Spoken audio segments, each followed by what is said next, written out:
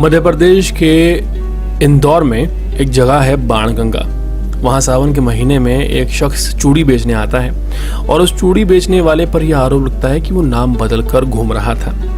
वहीं ये भी बताया जाता है कि किस तरह से उसके आधार कार्ड चेक किए गए। इसमें सवाल ये उठते हैं कि क्या एक चूड़ी वाला आधार कार्ड दिखाने के बाद उससे चूड़ी खरीदी जाती है, और कितनी बार किस महिला ने चूड़ी वाले से आधार कार्ड देखने के बाद चूड़ी खरीदी है। वहीं दूसरा सवाल ये है कि ये दावा किया जा रहा है कि उस चूड़ी वाले के पास 2 आधार कार्ड थे, एक हिंदू जाति का, एक मुस्लिम जाति का।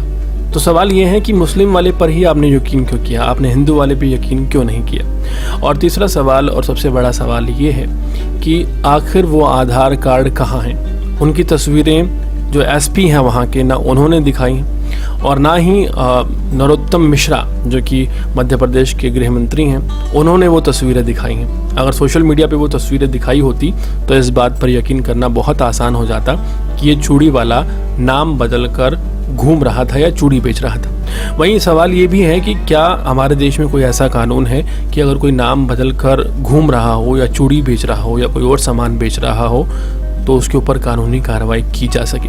बहुत से सवाल हैं, जवाब कोई नहीं। लेकिन सबसे पहले आप ये बयान सुनिए जो कि मध्य प्रदेश के गृह मंत्री नरोत्तम मिश्रा का है। उन्होंने इस पूरे बयान में क्या कहा है, पहले आप ये पूरा सुन लीजिए। गृह विभाग की रिपोर्ट यह है कि वो चूड़ी बेचता था।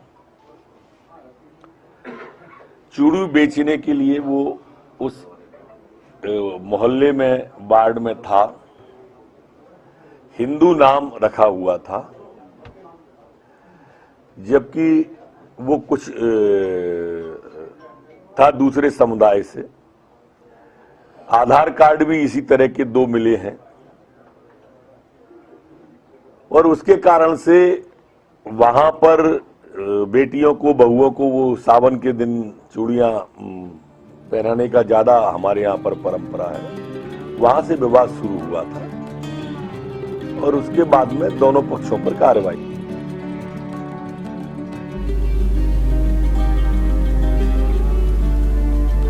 इस पूरे मामले में चूड़ी बेचने वाले युवक से मारपीट करने वाले आरोपियों पर कुछ धाराएं लगाई गई हैं। इंदौर के एसपी आशुतोष बागरी का कहना है कि मामला जो है वो दर्ज कर लिया गया है और दोषियों को नहीं छोड़ा जाएगा।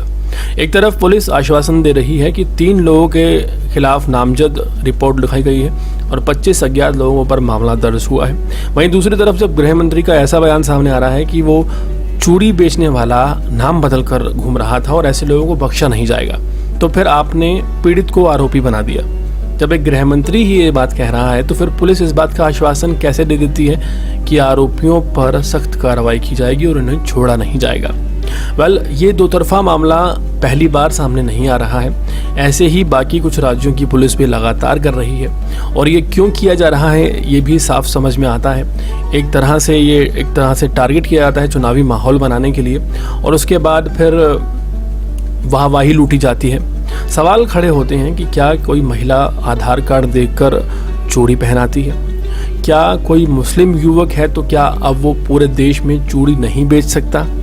बहुत से सवाल हैं। इन सवालों का जवाब क्या नरोत्तम मिश्रा देंगे या बीजेपी पार्टी देगी या कोई और पार्टी देगी? आखिर क्यों एक मुस्लिम युवक चूड़ी नहीं बेच सकता?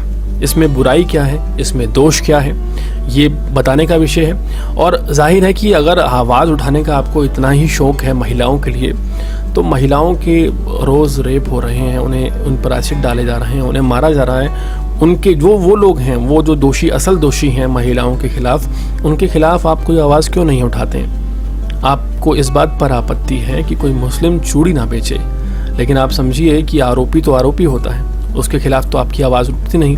तो आप महिलाओं के खिलाफ, महिलाओं के फ़ायदे की बात यहाँ पर नहीं कर रहे हैं, आप चुनाव के फ़ायदे की बात कर रहे हैं, जिससे चुनाव को फ़ायदा हो, महिला को फ़ायदा हो, उस बात से आपको कोई सरोकार नहीं है। पूरे मामले पर अपनी राय ज़रूर दीजिएगा और इसी तरह के ताज़ा अपडेट जुड़े रहने के लिए हमारे चैनल को सब्सक्राइब करें ताकि आप तक पहुँचता रहे हमारा हर लेटेस्ट अपडेट।